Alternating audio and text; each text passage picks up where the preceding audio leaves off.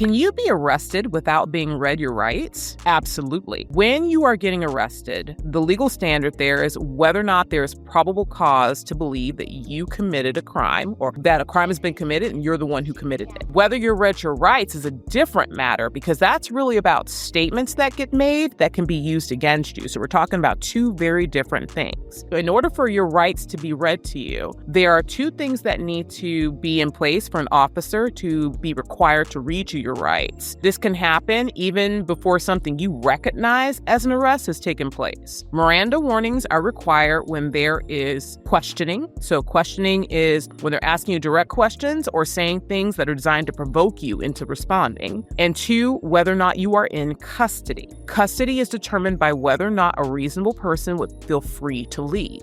And if you're in handcuffs, that is a situation where you're in custody. There are different scenarios where the Supreme Court has carved out exceptions for whether or not you're in custody. For example, they're not going to necessarily deem you in custody during a roadside traffic stop. However, it generally turns on whether or not a reasonable person would feel free to leave. So you absolutely can get arrested without being read your rights. If you're not read your rights and you blurt something out, that statement can potentially be used against you because if you blurt something out, nobody was asking you questions. I've also had the scenario where somebody doesn't get read their rights and then the officer is engaging them in a conversation in the patrol vehicle. And that is a scenario where somebody is definitely in custody. And then we're looking at motions to suppress statements because they are engaging somebody, asking them questions in a scenario where they're not free to leave. So just understand, being arrested is not the same as being read your rights. Being read your rights really is about confessions and statements in court that come back to bite you.